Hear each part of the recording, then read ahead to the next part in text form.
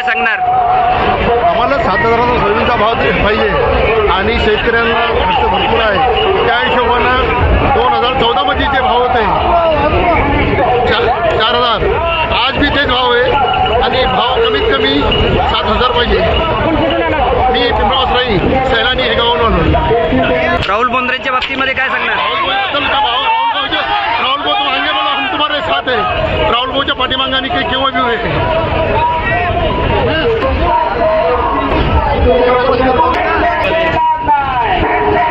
थांबायचे मग तो रोज जाणार आहे, मग तुम्ही जायचंय, तुम्ही थांबायचं शिवाय.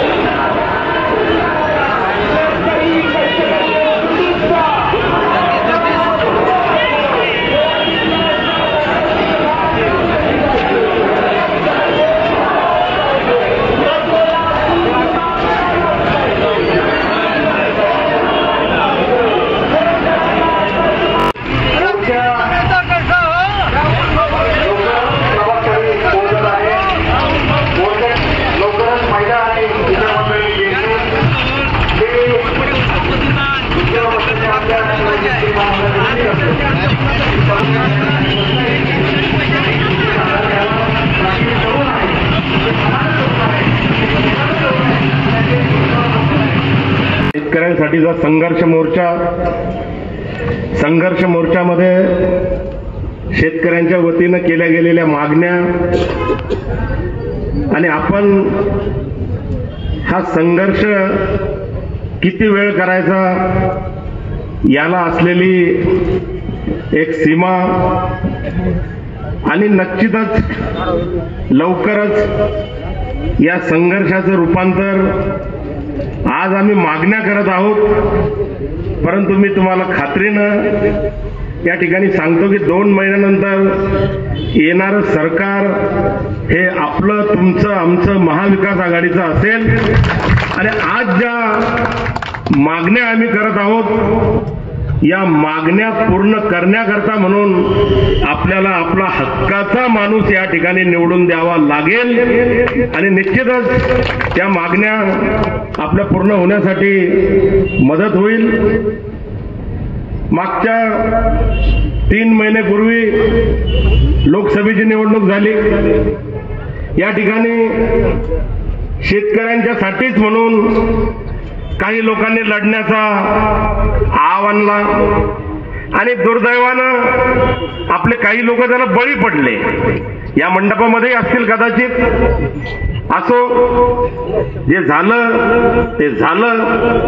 कोणीही शेतकऱ्याचा वाली नाही, कैवारी नाही. कुठेतरी फक्त बनवाबनवी करायची, मतं शेतकऱ्यांचे घ्यायचे आणि मग निघून जायचं. मागच्या महिन्यामध्ये कृषी मंत्री धनंजय मुंडे यांच्या दालनामध्ये एक आपल्या जिल्ह्यातल्या आमदारांची बैठक झाली आणि त्यामध्ये असं ठरलं की आपल्या शेतकऱ्यांच्या ज्या काही पेंडिंग मागण्या आहेत त्यामध्ये प्रामुख्यानं पीक विमा असेल. जवळजवळ 53,000 शेतकऱ्यांची काही प्रकरणं हे अपूर्ण होती. काहीतरी त्या त्रुटी होत्या, त्याही प्रकरणाला मंजुरात दिल्या गेली आणि असं सांगितलं की 31 ऑगस्ट पर्यंत आपल्या खात्यामध्ये हा विमा जमा होईल. आपल्यापैकी कोणाच्या खात्यात झाला असेल तर सांगा. या ठिकाणी झाला का? हात वर करून सांगा झाला असेल तर. नाही झाला. मग कशाचं थोतांड? नुसत्या चाटा मारल्या जातात. अगोदरच्या आमच्या वक्त्यांनी सांगितल्याप्रमाणे शेतकऱ्यांच्या घरातलं सगळं सोयाबीन निघून गेल्यानंतर ज्यावेळेस आता मुठभर व्यापाऱ्यांकडे त्यांच्या गोडाऊनमध्ये हे सोयाबीन आहे तेव्हा कुठेतरी आता 200-300 रुपयानं भाव वाढले आणि मग ही थट्टा सातत्यानं केल्या गेली शेतकऱ्यांची. आणि काही लोक दुर्दैवानं शेतकऱ्यांसाठीचे प्रश्न म्हणून कोणी जर लढत असेल तर त्याला न तपासता कुठेतरी बळी पडतात. असो, थोडक्यात आपला पराभव झाला.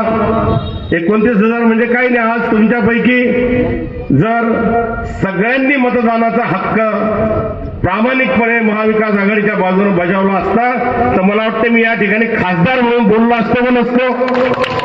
आणि म्हणून विकासही आपला झाला असता आणि कुणाची मजाल नव्हती की आज आपल्या विरुद्ध लढण्याची बी भाषा त्या ठिकाणी केल्या गेली नसती. परंतु दुर्दैवानं ते जे झालं, मला वाटलं होतं निवडून आल्यानंतर माझा हा चिखली तालुका आहे आणि चिखली तालुक्यावाल्याला चिखलीतल्या चिखलीत मला शोधणं काही कठीण आहे का? आणि म्हणून विकासही झाला असता, संपर्कही झाला असता, कोणाला पाहण्यासाठी जायचं काम नव्हतं. सानंदा साहेबांनी सांगितल्याप्रमाणे पहिला प्रश्न प्रायोरिटीवर आम्ही घेतला होता की जसं निवडून येऊ पहिले जाऊन बसू रेल्वे मंत्र्याकडे आणि खामगाव जालना हा रेल्वे मार्ग करूनच दाखवू. 8-15 दिवस पहिले संभाजीनगरहून चिखलीला येत होतो. सगळ्या रस्त्यानं शामभाऊ बोर्ड होते रावसाहेब दानवेचे. बोर्ड काय होते आपल्यापैकी कोणी गेला असेल तर वाचले असतील. 7,106 कोटी रुपये जालना जळगाव रेल्वे मार्गासाठी आणल्याबद्दल रावसाहेब दानवेचे पडल्यानंतरही अभिनंदन. आणि माझा खासदार हा जो आता आला हा आल्यानंतरही काही नाही. आल्यानंतर तर मंत्रीपद भेटलं, मग त्या मंत्रिपदाचा उपयोग काय केला तुम्हाला कोणाला माहीत आहे की नाही मला माहीत नाही. पहिले स्वतःच्या संस्थेला BAMS कॉलेज घेतलं शामभाऊ, तुम्हाला कोणाला माहीत नसेल. पहिली जर सही केली असेल फाईलवर तर स्वतःच्या कॉलेजची, आणि आता लवकरच दुसरे त्यांच्या पक्षाचे मित्र पक्षाचे लोकांच्या फाईल पडलेल्या आहेत. 5-5 कोटी रुपये त्यांना दुर्दैवानं मागितले जातात, आणि म्हणून ते लोक कंटाळले शांबू. आता ते लोकही आमच्याच पक्षात प्रवेश करणार आपल्या महाविकास आघाडीमध्ये, हे बी लक्षात घ्या. लवकरच ते लोकही आपल्या सोबत येतील, आणि म्हणून महाविकास आघाडीची एकजूट ही भक्कम आहे. या सरकारनं हेच केलं, केवळ भ्रष्टाचार केला. आपण पाहिलं या ठिकाणी अगोदर उल्लेख झाला, महाराष्ट्रात जे जे काही केल्या गेलं ते सगळं भ्रष्टाचारानंच रंगलेलं. कायदा व सुव्यवस्थेचा तर या ठिकाणी इतका बट्ट्याबोळ झाला की बदलापूरला 2 लहान मुली ज्यावेळेस त्यांच्यावर लैंगिक अत्याचार होतात त्यावेळेस त्यांच्या संस्थेची मुख्याध्यापिका सांगते की नाही, त्या मुलीला सायकलून पडली म्हणून जखम झाली असेल, आणि त्यांना 12-12 तास 14-14 तास बसून ठेवलं जातं, रिपोर्ट घेतला जात नाही. मालवणचा छत्रपती शिवरायांचा पुतळा नाही कोसळला, महाराष्ट्राचा स्वाभिमान कोसळला. ज्या छत्रपती शिवरायांनी आपल्या मनगटामध्ये तलवार घेऊन स्वराज्यावर येणारं संकट त्या ठिकाणी परतवलं, शत्रूचे बोटं छाटले, शत्रूचे कोथळे बाहेर पाडले, पण अशा छत्रपती शिवरायांचा पुतळा ज्यावेळेस खाली पडतो, मुंडकं एका ठिकाणी पडलेलं, हात एका ठिकाणी पडलेला, तलवार एका ठिकाणी पडलेली, हे पाहून प्रत्येक माणूस त्या ठिकाणी त्याच्या डोळ्यामध्ये आसू आले नसतील असा एकही माणूस नाही. म्हणून भ्रष्टाचार कुठे करावा, किती करावा, कसा करावा याचे धडे यांच्याकडून घ्या, आणि जे जे काही केलं गेलं विकासाच्या नावावर सगळं कोसळतंय. समृद्धी मार्ग केला, घाईघाईनं तिथं कुठलेही पेट्रोल पंप नाही, हॉटेल नाही, चहाची व्यवस्था नाही, त्याचं उद्घाटन करून घेतलं त्या मोदीजींच्या हातानं. किती लोक मेले सांगू, रोज त्या ठिकाणी लोक मरतायत, त्या रस्त्याला भेगा पडल्या. पलीकडे त्या ठिकाणी जर पाहिलं तर अटल सेतूचं उद्घाटन नरेंद्र मोदीजींनी केलं मुंबईमध्ये, त्या रस्त्याला भेगा पडल्या. प्रभू श्री रामचंद्रांचं मंदिर कुठेतरी 22 जानेवारीला घाई उद्घाटित केलं. लोक सांगत होते हिंदू धर्मामध्ये की कुठेतरी मुहूर्त नाही, संस्कृतीच्या गप्पा मारता आणि मुहूर्त टाळला. त्या ठिकाणचा सुद्धा प्रभू रामचंद्र लालांच्या डोक्यावर ते मंदिरामधून पाणी टपकतं हे तुम्हाला आता सांगतो, तुम्हाला माहित असेल कदाचित. ज्या संसद भवनाचं उद्घाटन केलं गेलं, नवी संसद म्हणून, ज्या बाईला महिला आहे, आदिवासी आहे, त्या राष्ट्रपती मुर्मूला सुद्धा बोलवल्या गेलं नाही, ती संसद सुद्धा त्या ठिकाणी गळते. अटल बिहारी सी लिंक असो, संसद असो, प्रभू रामचंद्रांचं मंदिर असो, या ठिकाणी छत्रपती शिवरायांचा पुतळा असो, समृद्धी मार्ग असो, विकासाच्या नावाखाली केवळ भ्रष्टाचार आणि भ्रष्टाचार त्या ठिकाणी केला गेला. आणि आज पुन्हा गप्पा मारताय विकासाच्या. आणि केलं काय फडणवीसांनी, कुठेतरी पक्ष फोडण्याचं पाप केलं. सुरुवातीला शिवसेना फोडला, पक्षही फोडला, चिन्हही घेतलं, आमदारही पळवले. नंतर राष्ट्रवादी पक्षाच्या शरदचंद्र पवारांना म्हातारपणी अशा वेदना दिल्या. जे मोदीजी सांगतात की मी पवार साहेबांना विचारल्याशिवाय संसदेमध्ये कुठलं काम करत नाही, जे मोदीजी सांगतात की मला बारामतीला वर्षातून 1-2दा आलं पाहिजे पवार साहेबांची ट्युशन घ्यायला, त्यांचाच पक्ष फोडतात. आणि अशा पद्धतीने हे लोक वागले. आज बुलढाण्यामध्ये उद्या मुख्यमंत्री येणार आहे. कशाला येणार आहे? पुतळ्यांचे उद्घाटन. आमदार सांगतो की ग्रीनिज बुकामध्ये आम्ही अर्ज केला, आता आमचं नाव तिथे जाणार आहे. की एवढे पुतळे, एवढे स्मारक कोणच केले नाही. आणि बोलताना सांगतो की आम्ही राहुल गांधीची जीप छाटणाऱ्याला 11 लाख रुपये दिले. मला एक सांगा, यांना एवढी मस्ती आली कुठून? बरं, त्या आमदारानं तर म्हटलं 11 लाख रुपये देऊ, आमचे काँग्रेस जन जमा झाले, छातीवर ठिय्या मांडला, गुन्हा दाखल झाला. आता अमरावतीचा राज्यसभेचा खासदार आज बरळला. तो म्हणतो संजय गायकवाडांनी म्हटलं 11 लाख देतो, जीभ कापणं हे चुकीचं आहे, जीभ कापू नका, पण त्या राहुल गांधीच्या जिभेला चटके मात्र जरूर द्या. ही तुमची भाषा.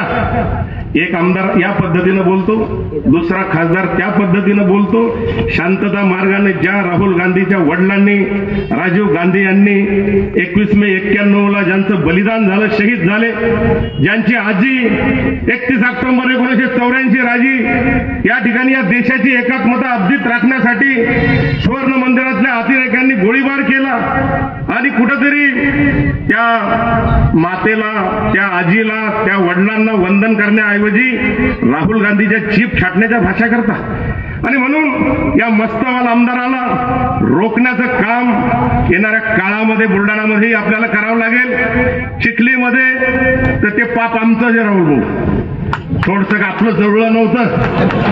मागच्या वेळेस होतं ना त्याचं सांगा, मागच्या वेळेस भाजप सेना युती होती, मग भाजप सेना युतीत 7,000 तेल आणलं आम्ही, तुम्हाला पाळलं. मग आता आम्ही इकडे आलो, मग 7,000 तर आणले असतील का नाही? मग आता आपला विजय झाल्याशिवाय राहील का नाही? आणि म्हणून मागच्या वेळेसचं चित्र वेगळं होतं. यावेळेस यांच्या घरात किती आमदार झाले? एक आमदार आहे का? एक नवराचं मोकाट इन करून फिरतो आमदार म्हणून स्वतः आला. आणि तुमच्यापैकी बी काही शहाणे दाजी करतात. मग भाऊ आहे, आमचे बी दाजी आहेत, ते आमदाराचे वडील, ते दाजी आमचे, तेही आमदार म्हणून फिरतात, पोरही आमदार म्हणून फिरतात, नवरेही आमदार म्हणून फिरतात. किती आमदार दिले तुम्ही? म्हणून राहुल भाऊ हे एक असं नेतृत्व आहे की ज्यावेळेस ते आमदार होते, मला वाटते त्यांच्या कामकाजामध्ये कोणी हस्तक्षेप केला नाही. एकमेव आमदार होते. एक भाऊ आहेत, ते त्यांच्या कामाशी काम करतात. स्वर्गीय कर्मयोगी तात्यासाहेब होते. त्यांचं मार्गदर्शन उजाडात नव्हतं मिळत. त्यांना काही चुकत असेल तर बोलून सांगायचे, परंतु कधीही कोण्याही भागामध्ये इंटरफेअर त्यांनी केला नाही. परंतु आजचं जर चित्र आपण पाहिलं, किळस येते मला तर, की अत्यंत किळसवानं चित्र या मतदारसंघामध्ये उभं राहिलं. आम्ही महाविकास आघाडी म्हणून एकजुटीनं जर लढलो ना, तर कोणीही समोर येऊ द्या. बाजार समितीची निवडणूक आपण लढलो, 18-0 जिंकलो का नाही? नंतर खरेदी विक्री संघाची निवडणूक आपण लढलो, पुन्हा एकदा ती निवडणूक आपण जिंकलो. आपण महाविकास आघाडी म्हणून आपला उमेदवार जास्तीत जास्त मतानं जर निवडून आला, तर आज ज्या मागण्या केल्या त्या मागण्यामध्ये मलाही माहित आहे की संपूर्णपणे कर्जमुक्ती झाली पाहिजे 3 लाखापर्यंतची, ही मागणी आहे. 100 युनिट पर्यंतची वीज गोरगरिबांच्या घरामध्ये ती फुकट मिळालीच पाहिजे. कुठेतरी बेरोजगारांसाठी चांगले प्रकल्प या ठिकाणी झाले पाहिजे. आमच्या लोकसभेच्या वेळेस ज्या ज्या मागण्या आम्ही केल्या की कुठल्याही MIDC मध्ये असं एकही उद्योग नाही की जिथे 1000-500 लोकांना काम मिळेल, तेही या ठिकाणी होत नाही. आणि म्हणून खासदारानं तर काही केलंच नाही, 15 वर्ष टाइमपास केला. संधी उपलब्ध झाली त्यांना, चांगली संधी आपल्या जिल्ह्याला उपलब्ध झाली. मी निवडून आलो असतो तर राहुलजी गांधी यांच्यासाठी म्हणून एक शिक्का तयार झाला असता, 99चे 100 झालं असतं. परंतु ते निवडून आल्यामुळे एक केंद्रीय मंत्रीपद आपल्या जिल्ह्याला मिळालं. परंतु मला लोक सांगतात की भाऊ मिळून काही फायदा होणार नाही. मी म्हणलं कसं काय? ते म्हणजे याच्या हाती आपल्या जिल्ह्याचा विकासच नाही. म्हणलं असं कसं काय? नाही म्हणजे विकास आहे, पण तो फक्त स्वतःचा विकास तुमचा खासदार साधल, लोकांसाठी काहीही करणार नाही. ही त्यांची इतिहास आहे, हिस्ट्री. श्याम बोलू विचारा. आणि म्हणून कुठंतरी व्यक्तिगत संपत्तीमध्ये भर पडली काय, नाही पडली काय? आधीच तुमच्याकडे 1000 करोड रुपयाची संपत्ती आहे आणि ती 1200ची झाली काय, 1500ची झाली काय, यानं सर्वसामान्य माणूस सुखावणार नाही. म्हणून मिळालेल्या संधीचा त्यांनी सुद्धा उपयोग घ्यावा. खामगाव जालना मार्ग असेल, खामगाव जिल्हा असेल, MIDC मधल्या ज्या काही गोष्टी असतील, उद्योग आणण्याच्या असतील, बुलढाणा जिल्हा सिंचनाच्या बाबतीमध्ये अत्यंत मागासलेला आहे. म्हणून आमचा शेतकरी या ठिकाणी नेहमीच मालासाठी या ठिकाणी ओरड करत असतो. जर ही शेती सिंचनाखाली आली, 12माही शेती जर आमची झाली, तर निश्चितपणे आमचा शेतकरी सुद्धा येणाऱ्या काळामध्ये चांगलं जीवन या ठिकाणी जगू शकेल. म्हणून आमच्या शेतीला संरक्षणासाठी कंपाऊंड वॉल असेल, ह्या गोष्टी केल्या गेल्या पाहिजे. कुठेतरी तारेचं कुंपण असेल, इतर कुंपणी असतील. आमच्या लोकांना मागच्या काही दिवसामध्ये खूप त्रास झाला पीक विम्याचा आणि कुठेतरी शेतमालाच्या भावाचाही झाला. कॉटनचा भाव 12,000पर्यंत पाहिजे होता, 10,000पर्यंत तर 3-4 वर्ष पहिलेच गेला होता. सोयाबीनचा भाव 5.5-6 पर्यंत तर 4-5 वर्ष पहिलेच गेला होता, तो 4200 वर आला. म्हणून या शेतमालाला सुद्धा भाव मिळाला पाहिजे ही मागणी प्रत्येकच ठिकाणी होते, प्रत्येक नेत्याकडून होते. आम्ही सगळेच शेतकरी समाजातून आलेलो आहोत. आमचा देश कृषीप्रधान आहे आणि म्हणून मागच्या काळामध्ये हे सरकार ज्या पद्धतीनं वागलं त्याला घरी बसवण्याचं काम आपण केलं पाहिजे, हे आवाहन या ठिकाणी करतो. नाही तर मग मागच्या वेळेस भगरे गुरुजी आले, रामभाऊ वाजे आले, इकडं आमचे निलेश लंके आले आणि तिकडं त्या ठिकाणी आमचे भाऊसाहेब वाघचौरे आले. 4 खासदार आल्याबरोबर अजित पवार सरळ झाले, आमची चूक झाली, कान धरतो. आम्ही कांद्याच्या बेल्टमध्ये हरलो. त्याचं कारण आमच्या सगळ्या शेतकऱ्यांची ओरड होती, मागणी होती की कांद्यावरची निर्यात बंदी हलवा ती हटवली तर आमच्या कांद्याला भाव मिळेल. परंतु आम्ही ते ओळखू शकलो नाही. आम्ही केवळ या भारतीय जनता पार्टीवाल्यांना वाटत होतं की कांदा निर्यात केला तर शेतकऱ्याला पैसा मिळेल. परंतु आमचा शहरी, नाशिकचा, पुण्याचा, औरंगाबादचा, मुंबईचा मतदार नाराज होईल आणि मग कांदे तो नाकानं सोलल महागाई झाली म्हणून कांद्याचे भाव पाडण्याचं पाप त्या सरकारनं केलं. त्यांना शिक्षा त्या मंडळीनं दिली. येणाऱ्या काळामध्ये तुमच्या माझ्या भागामधले जे जे अनुत्तरित प्रश्न आहेत ते जर सोडवायचे असतील तर या सध्याच्या रुलिंग शासनाला, आमदाराला घरी बसवल्याशिवाय स्वस्थ बसू नका, अशा प्रकारचं आवाहन करतो. येणाऱ्या काळामध्ये आम्ही निश्चितपणे सोबत आहोत महाविकास आघाडीच्या. आणि आता तर 12,000चा लीड मिळाला आपल्याला. लोकसभेला 12,000चा लीड मिळाला. लोकसभेमध्ये प्रत्येक जणापर्यंत पोहोचत नाही. टार्गेट मोठं असतं. मला तर आपल्या मंडळींनी सांगितलं होतं की भाऊ हे तुमचं होम पिच आहे, होम ग्राउंड आहे, आपला तालुका तुमचा आहे, इकडे तुम्ही फिरूनही पाहू नका. म्हणून मी त्यावेळेस येऊ शकलो नाही. मी जिल्हाभर फिरत बसलो. सानंदजी आमचे लोक म्हणतात की जर खामगावला आणि जळगाव जामोदला नुसती बरोबरी असते, नुसती बरोबरी, लीड नको, तर 6,000 आपण निवडून आलो होतो का नव्हतो? 6,000चा लीड घेऊन खाली गेलो. खाली त्या ठिकाणी 21 आणि 14, 35 मागं पडलो. 35 मधून 6 गेले, 29 हरलो. बरोबर आहे की नाही हिशोब? म्हणून पुढच्या वेळेस आपण आमदार व्हावेत ही सुद्धा आमची सदिच्छा आहे. मी तर बऱ्याच ठिकाणी बोललो. मागच्या वेळेस मी निवडणूक लढत होतो, 6चे 6 आमदार महायुतीचे होते आणि वरून खासदार बी महायुतीचा. आपल्याजवळ काय होतं, माझी आमदाराची फौज घेऊन आपण लढलो. पण पुढच्या वेळेस निश्चितपणे मी तुम्हाला सांगतो की बुलढाणा लोकसभेमधल्या 6 आमदारापैकी किमान 5 आमदार हे महाविकास आघाडीचेच असतील. त्यासाठी आपण सगळ्यांनी काम करावं. ही सभा राजकीय, ही सभा निवडणुकीची, ही सभा राहुल भाऊच्या प्रचाराची निश्चित नाहीये.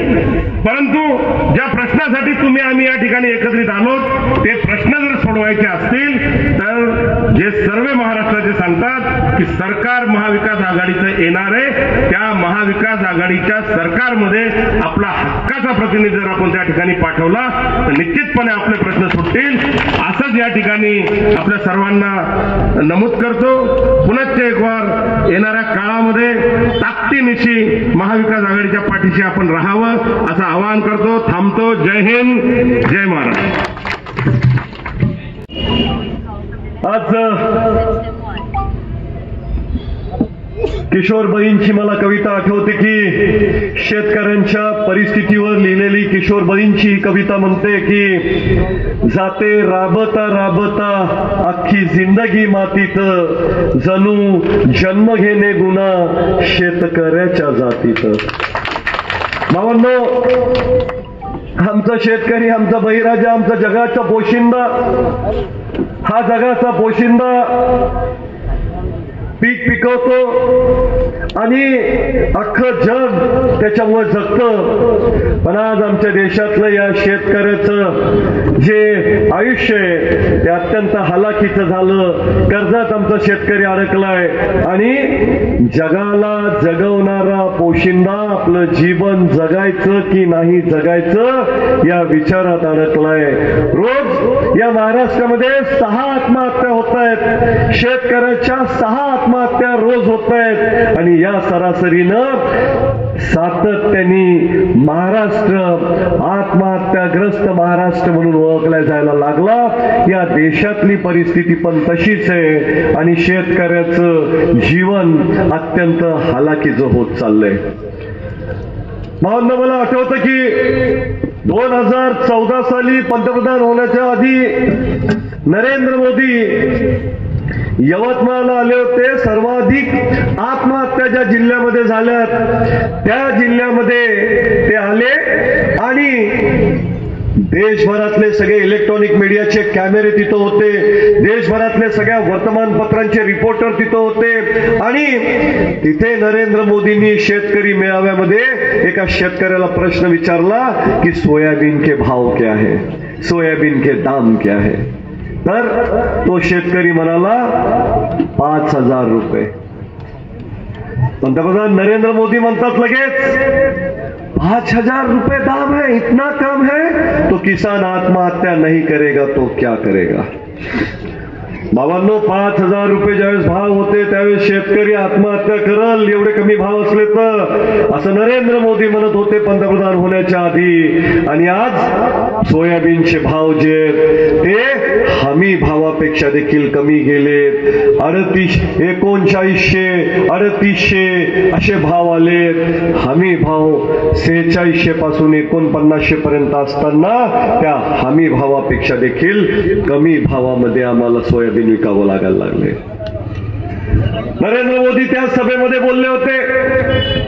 नरेंद्र मोदी यांनी सांगितलं होतं की भाजपाचं सरकार जर या देशामध्ये आलं तर सोयाबीन उत्पादन करायला प्रत्यक्षात किती खर्च येतो ते आम्ही काढू आणि प्रत्येक क्विंटल मागं दुप्पट भाव खर्चाच्या देऊ आणि तो हमी भावाचा कायदा आम्ही करू.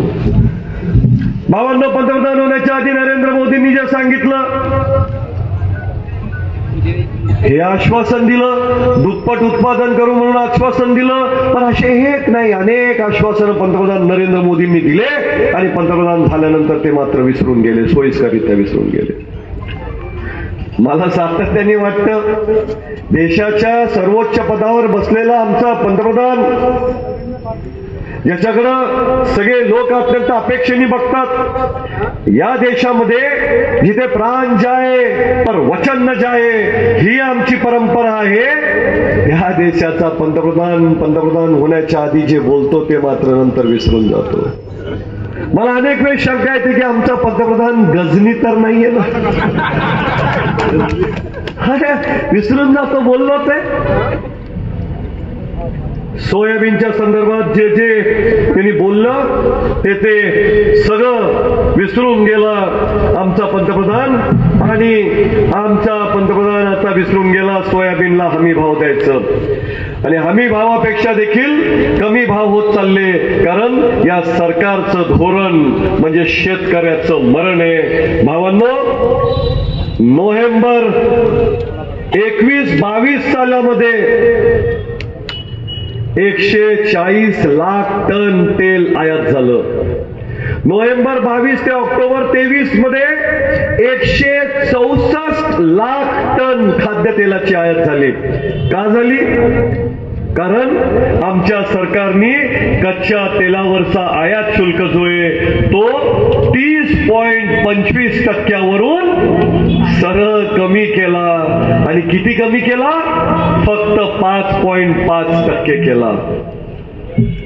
30.25% वरून कमी करून 5.5% केला.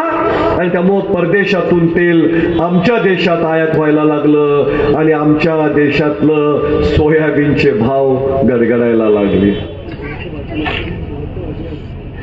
अशा पद्धतीने एक नाही अनेक धोरणं या देशामध्ये पंतप्रधान नरेंद्र मोदी अशा पद्धतीनं करतायत की आमच्या शेतकऱ्याचं, कष्टकऱ्याचं, गोरगरिबाचं मरण व्हावं आणि अंबानी अदानीला प्रचंड फायदा व्हावा.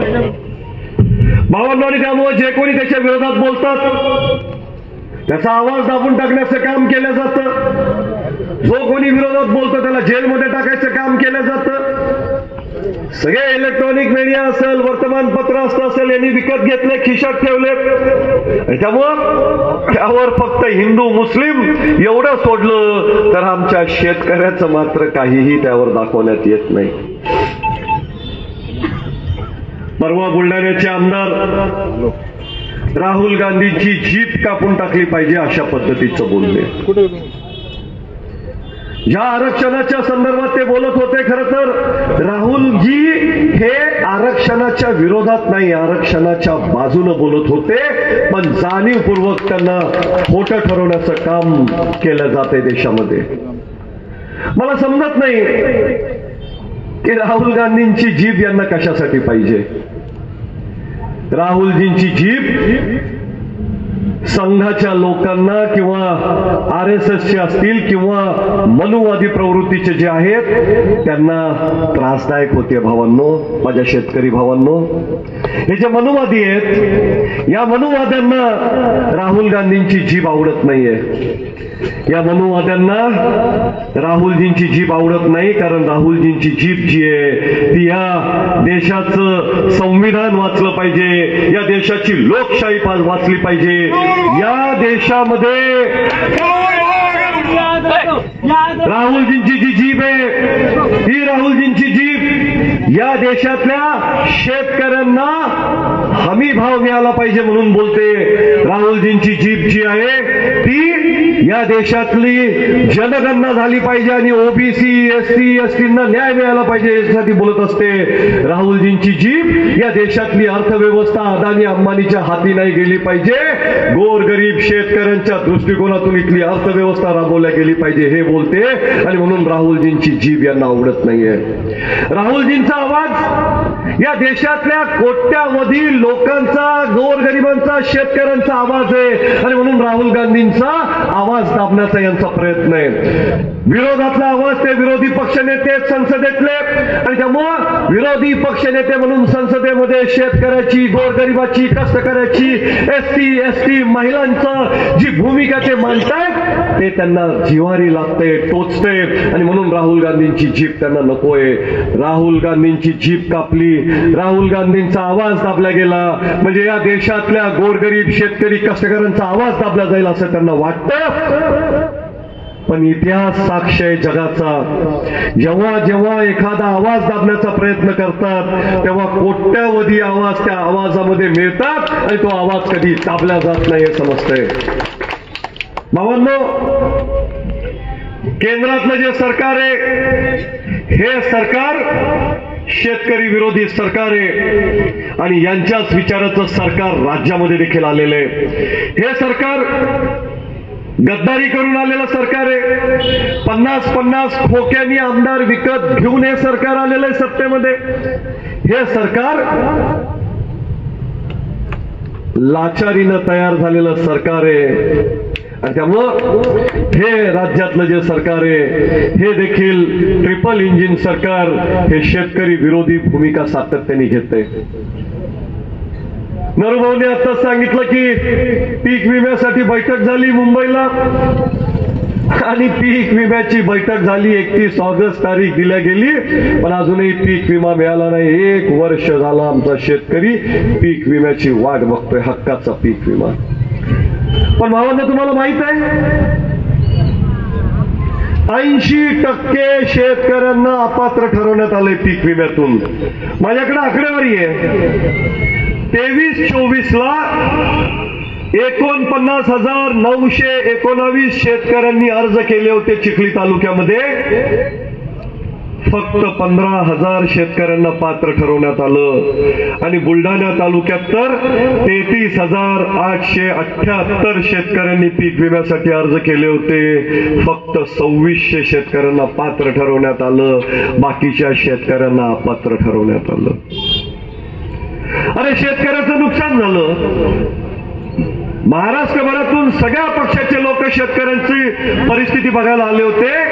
एवढं प्रचंड नुकसान झालेलं असताना फक्त 10%, 20% शेतकऱ्यांना पात्र ठरवण्यात आलं.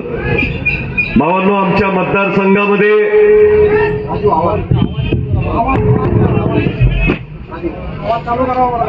माझा आवाज आता येतोय?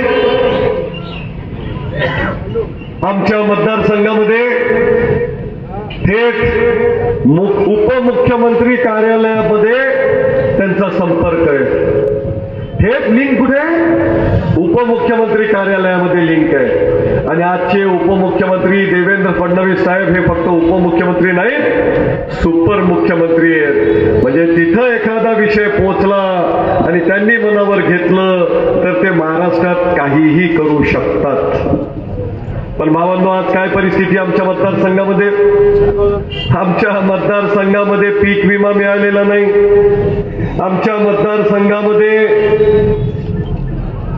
घरकुलाचे पैसे मिळालेले नाहीत. आमच्या मतदारसंघामध्ये लाईन MSCBची व्यवस्थित भेटत नाहीये. अनेक ठिकाणाहून मला सातत्याने फोन असतात की मतदारसंघामधल्या जामवरून फोन येतो, कधी नायगावहून फोन येतो, कधी वेगवेगळ्या गावांहून फोन येतो की लाईन नाहीये. आमच्या शाळा ज्या आहेत त्या शाळा व्यवस्थित नाहीत. शेतकऱ्यांची, गोरगरिबांची, कष्टकऱ्यांची मुलं ज्या शाळामध्ये जात आहेत त्या बंद पडतायत.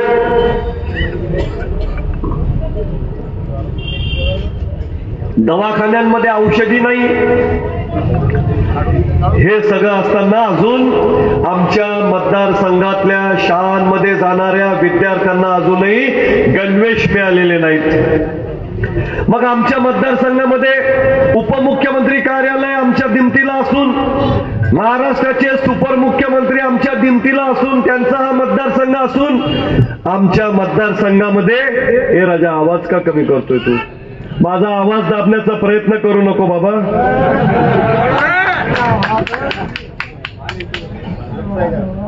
जे आवाज दाबण्याचा प्रयत्न करत होते ते थकले. 5 वर्षापासून मरमर मरतोय माझा आवाज दाबायला, पण माझा आवाज दाबणारा आवाज नाहीये.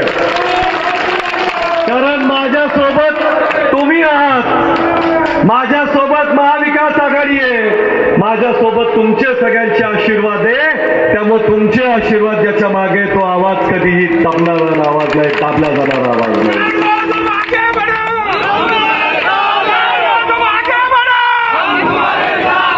बाबांनो, आमच्या मतदारसंघामध्ये हे सगळं बंद आहे. गोरगरीब, शेतकरी, कष्टकऱ्यांना जे पाहिजे ते नाहीये. 40% कमिशन ज्यामध्ये मिळतं फक्त तेच सुरू आहे. आणि अरे खायचं असतं, पण किती खायचं असतं त्याला काही मर्यादा असते ना. आणि अख्खा महाराष्ट्र पडलाय खायला. आपल्या मतदारसंघातल्याच लोकांकडनं पैसे खायचे असतात. याच पंचायत समितीला समोर बसलीये, आम्ही तिथं गेलो होतो. मतदारसंघामध्ये रोजगार हमीमधून जेवढ्या विहिरी मंजूर झाल्या, किती पैसे दिलेत? किती दिलेत? 50-50, 60-60 हजार रुपये एकेका विहिरीवाल्यांकडनं घेतलेत. घरकुलाचे ते पैसे मिळायसाठी तिथं देखील पैसे द्यावे लागतात. शेतकऱ्याचे पांढण रस्ते, एवढे महत्वाचे पांढण रस्ते, अरे त्या पांढण रस्त्यामध्ये लोकसहभागातून केलेले पैसे देखील, कामं देखील त्यांनी खाल्ले, लोकसहभागातले रस्ते देखील यांनी खाल्ले. बाकडे खाल्ले.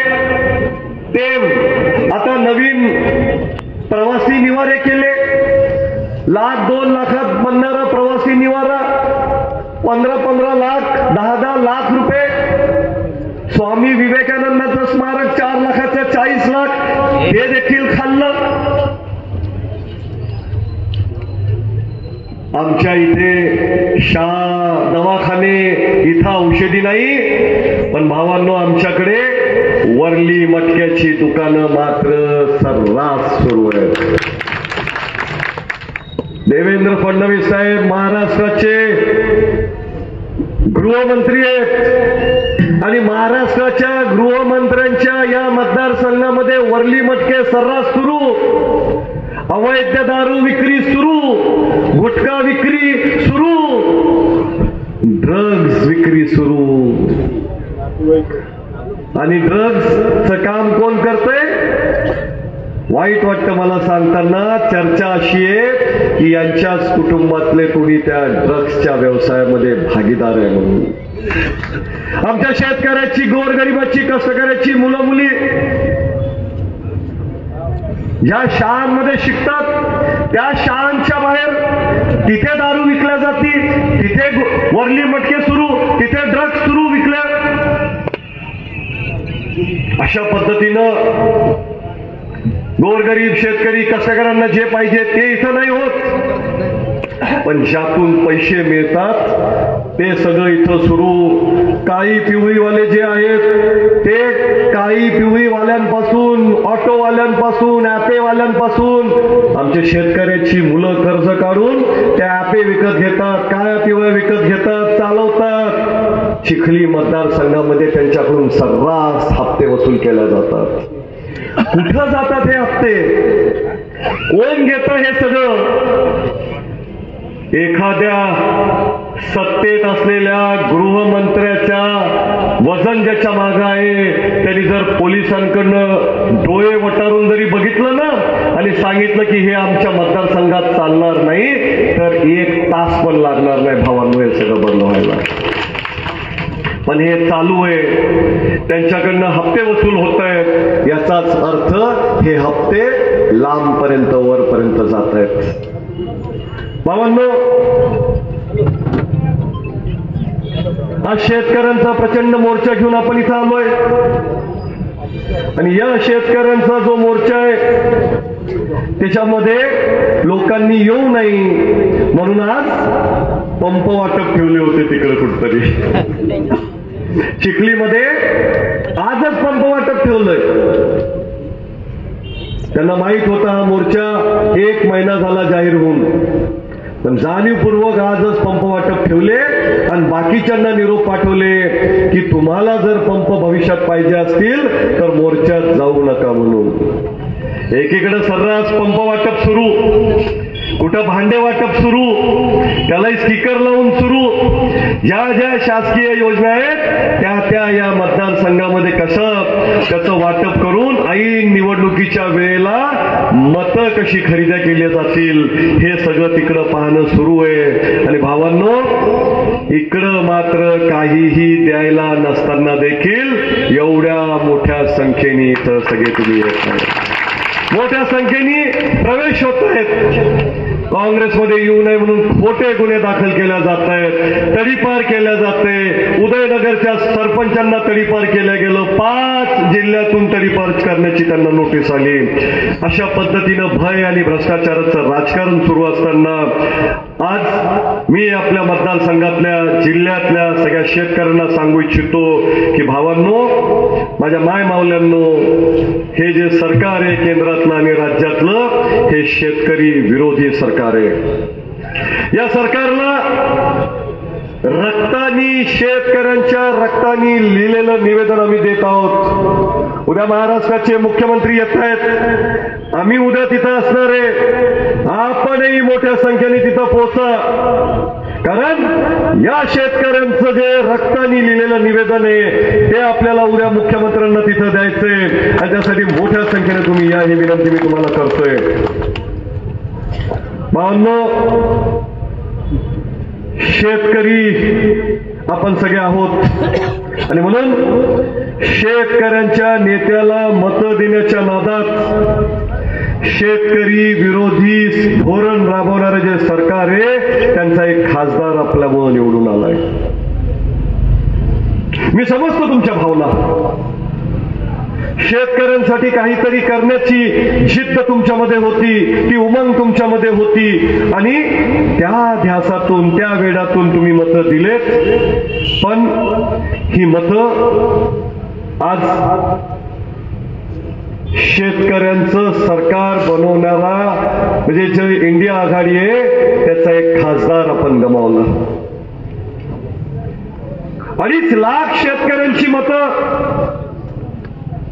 ती एका बाजूला गेली आणि शेतकऱ्यांसाठी धोरण राबवणारं जे इंडिया सरकार आहे त्यांचा खासदार फक्त 29,000 मतांनी पडला.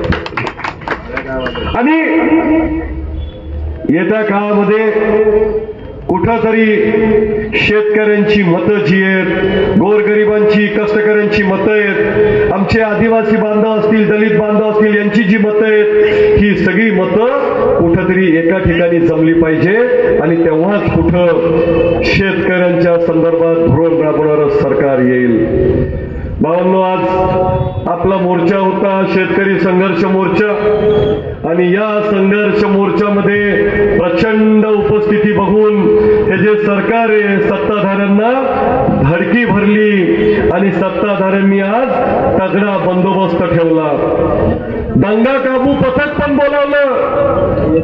एवढं मोठं सगळी बंदोबस्त मी बघितलं आणि मला त्यांना सांगावंसं वाटतंय की हा शेतकऱ्यांचा मोर्चा आहे, हा काही आतंकवाद्यांचा मोर्चा नाहीये. आम्ही आमच्या हक्काचा मागतोय, आम्ही आमचा न्याय हक्क मागतोय. पंतप्रधान मोदींनी जे आश्वासन दिलं, जे वचन दिलं ते पूर्ण करा, ही आमची प्रमुख मागणी आजच्या मोर्चातली. आणि त्यामुळं एवढे पोलीस, एवढं दंगकाबू पथक बोलवण्याची काही आवश्यकता नव्हती. पण या सरकारला आपल्याला काही द्यायचं नाहीये आणि आपण मात्र ठरवलंय की आता या सरकारकडनं घेतल्याशिवाय राहायचं नाहीये. आम्ही काही करू, ज्या रक्ताची शाई करून आम्ही हे निवेदन लिहिलं त्याच रक्ताचं आम्ही पाणी करू, ते रक्त आम्ही रस्त्यावर सांडू, पण आमचा न्याय हक्क, आमच्या सोयाबीनला भाव मिळवल्याशिवाय आम्ही राहणार नाही, कर्जमाफी मिळवल्याशिवाय आम्ही राहणार नाही. आणि या सरकारने दिलं नाही तर पुढचं महाविकास आघाडीचं सरकार 2 महिन्यांनी येणार आहे, त्या सरकारकडनं आपण हे मिळवू, हा शब्द मी तुम्हाला या निमित्ताने देतो. आणि साने गुरुजी जे बोलले होते की आता उठवू सारे रान, आता पेटवू सारे रान, शेतकऱ्यांच्या राज्यासाठी, कष्टकऱ्यांच्या हक्कासाठी लावू पणाला प्राण, लावू पणाला प्राण. चला तयार राहू, शेतकऱ्यांसाठी संघर्ष करू. हा संघर्ष मोर्चा शेतकऱ्यांना न्याय देणारा संघर्ष मोर्चा आणि तो दिल्याशिवाय राहणार नाही, मी तुम्हाला सांगतो. मोठ्या संख्येने तुम्ही आलात, तुमचं सगळ्यांचं मनापासून खूप खूप आभार मानतो. थांबतो. जय जवान, जय किसान, जय संविधान. सोयाबीनला भाव असा कसा देत नाही, सोयाबीन आमच्या हक्काची, सोयाबीन आमच्या हक्काची, सोयाबीनला 7,000 भाव, सोयाबीनला 7,000 भाव, पूर्ण शेतकऱ्याची कर्जमाफी, पूर्ण कर्जमाफी अशी कशी देत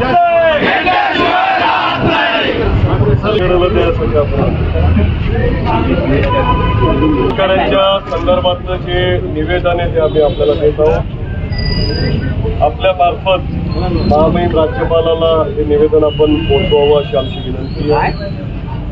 सध्या सोयाबीन जे आहे याचे भाव प्रचंड प्रमाणात पडत आहेत. या देशाचे पंतप्रधान नरेंद्र मोदी साहेबांनी 2014ला शेतकऱ्यांना जाहीर सभेमध्ये आश्वासन दिलं होतं की शेतकऱ्याचा आम्ही दुप्पट भाव देऊ, हमी भाव देऊ आणि दुप्पट उत्पादन करू. पंतप्रधान नरेंद्र मोदी साहेबांना आता 10 वर्ष झालेत, पण अजूनही हे आश्वासन दुर्दैवाने त्यांनी पूर्ण केलं नाही. रोज शेतकऱ्यांच्या 6 आत्महत्या या महाराष्ट्रात होत आहेत आणि त्यामुळं शेतकरी कर्जाच्या विळख्यात अडकला. प्रचंड प्रमाणात हा शेतकरी म्हणजे त्याची मनस्थिती सातत्याने खराब होत चाललेली आहे. सोयाबीनला हमी भाव जो आहे सध्याचा, जो दुप्पट पंतप्रधान मोदींनी सांगितलं होतं तो दिलेलाच नाहीये.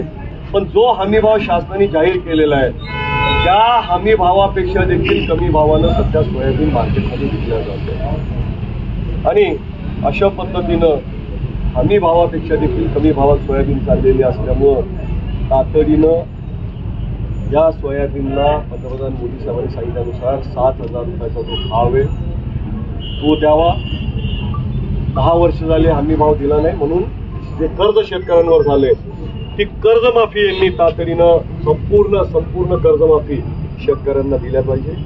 त्यासोबतच पीक विमा जो आहे फक्त 20% शेतकऱ्यांना पात्र केल्या गेल्या, 80% शेतकऱ्यांना अपात्र केले.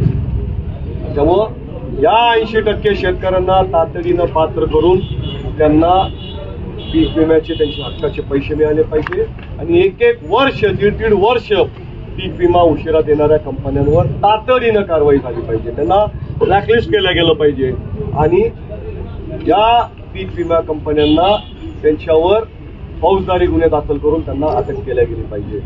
त्यासोबतच स्प्रिंकलरचं ठिबकचं अनुदान जे ते अनुदान 1.5 ते 2 वर्ष झाले अजून मिळालेलं नाही. 2 वर्ष झाले ठिबकचं आणि स्प्रिंकलरचं अनुदान आणि इतर कृषी विभागाच्या मार्फत ज्या ज्या योजना दिल्या गेलेल्या आहेत त्याचं अनुदान मिळालेलं नाही. ते व्याजासहित दिलं पाहिजे सरकारने. 1.5 वर्ष झाले त्याला अनुदान दिलेलं नाही. अशा पद्धतीचे या वन्य प्राण्यांपासून त्रास असेल शेतकऱ्यांना, रात्रीची वीज असेल किंवा इतर ज्या अनेक अडचणी आहेत त्या सगळ्या आम्ही लिहिल्यात. या आमच्या सरकारपर्यंत पोहोचवा. ज्या पद्धतीनं आम्ही सरकारपर्यंत पोहोचू शकत नाही म्हणून आम्ही तुमच्या मार्फत त्यांना पोहोचवतोय, तसंच आमचा रोष जो आहे सरकारवरचा रोष आहे तो देखील आम्ही सरकारपर्यंत पोहोचवायचा असला तर तोही नाईलाजानं आम्हाला तुमच्या मार्फतच पोहोचवावं लागणार आहे. त्यामुळं तुम्ही अधिकारी जरी असलात तरी या सरकारचे तुम्ही अधिकारी आहात आणि आजकाल ज्या पद्धतीनं सरकारी अधिकारी वागत आहेत ते एखाद्या पक्षाचे सत्ताधारी पक्षाचे गुलाम झाल्यासारखे वागत आहेत. त्यांच्या पाठीचा कणाच राहिलेला नाही आणि त्यामुळं सरकारवरचा जो रोष आहे तसाच आम्हाला प्रशासकीय यंत्रणेच्या विषयी देखील रोष आहे आणि एक दिवस तो रोष बाहेर निघल्याशिवाय राहणार नाही तुम्हाला आज सांगू इच्छितो. आज जास्त न बोलता आलेल्या हजारो शेतकऱ्यांच्या मार्फत त्यांचा जो आहे हा त्यांचं निवेदन जे आहे हे शेतकरी इथं उभेच. हे शेतकरी म्हणतायत की आम्हाला जर कर्जमाफी दिली नाही, हमी भाव दिले नाही तर आम्हाला आत्महत्या केल्याशिवाय गत्यंतर नाही. आज एवढी वाईट परिस्थिती आली आहे शेतकऱ्यांवर की त्यांना आत्महत्या करायची वेळ यायला लागलेली आहे. ही वेळ येऊ नये. मी तर या शेतकऱ्यांना हेच सांगितलंय की तुम्ही आत्महत्या करण्यापेक्षा ज्यांच्यामुळे ही परिस्थिती निर्माण होतीये त्यांना फासावर चढवलं पाहिजे. मी या शेतकऱ्यांना विनंती करतो की त्यांनी तुमच्यापैकी कोणी पण एक येऊन आपल्या ज्या मागण्या आहेत या तुम्ही असे निवेदन हे निवेदन शेतकऱ्यांच्या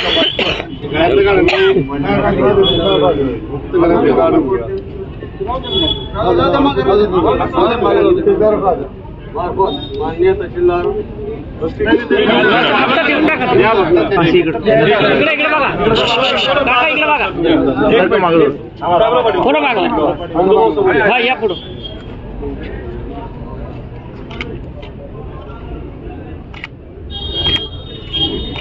शेतकरी एकजुटीचा, शेतकरी एकजुटीचा. अरे हम हमारा हक मांगते नहीं किसी से भीख मांगते, हम हमारा हक मांगते नहीं किसी से भीख मांगते, हम हमारा हक मांगते नहीं किसी से भीख मांगते. अरे या सरकारचं करायचं काय? या सरकारचं करायचं काय? भाऊ, शेतकरी संघर्ष मोर्चाबद्दल 2 शब्द जनतेला काय सांगणार आपण? आज चिखली आणि बुलढाणा जिल्ह्यातील शेतकऱ्यांचा प्रचंड मोठा महासंघर्ष मोर्चा या तहसीलवर येऊन धडकलाय. शेतकऱ्यांना पीक विमा नाही, कर्जमाफी नाही, या शेतकऱ्यांना हमी भाव नाही, या शेतकऱ्यांच्या अनंत अडचणी आहेत आणि तुम्ही बघताय की या अडचणीमुळे इथला शेतकरी कर्जात अडकलेला आहे आणि आज अनेक शेतकरी असे आहेत की आत्महत्या केल्याशिवाय पर्याय नाही अशा पद्धतीची त्यांची भावना व्हायला लागलेली आहे. आणि त्यामुळं हे जे महाविकास आघाडीचं सरकारने कर्जमाफी दिली होती पण आता मात्र महायुतीचं जे सरकार आहे ते मात्र दिलेल्या शब्दापासून फिरतंय. शेतकऱ्याला हमी भाव नाही आणि पीक विमा नाही, कर्जमाफी देखील नाही. आणि त्यामुळं या अंधाया बहिऱ्या सरकार जे आहे या सरकारपर्यंत आपली भावना पोहोचली पाहिजे, म्हणून आज हा महासंघर्ष मोर्चा जो आहे हा येऊन धडकलाय. आणि मी निश्चितपणे सांगतो, उद्या महाराष्ट्राचे मुख्यमंत्री देखील बुलढाणा जिल्ह्यात येत आहेत. शेतकऱ्यांनी त्यांच्या रक्तानी लिहिलेलं जे निवेदन आहे ते निवेदन आम्ही मुख्यमंत्र्यांना देणार आहोत आणि त्यांना हेच सांगणार आहोत की ज्या रक्ताची आम्ही शाही केली त्याच रक्ताचं म्हणजे ते रक्त जे ते रक्त सांडण्याचं काम पडलं तर ते देखील रक्त सांडण्याची तयारी आमच्या शेतकऱ्यांची आहे. पण या सरकारकडनं न्याय मिळवल्याशिवाय, कर्जमाफी आणि शेतकऱ्याला भाव जो आहे पिकाला तो मिळवल्याशिवाय हे शेतकरी आता स्वस्त बसणार नाहीये.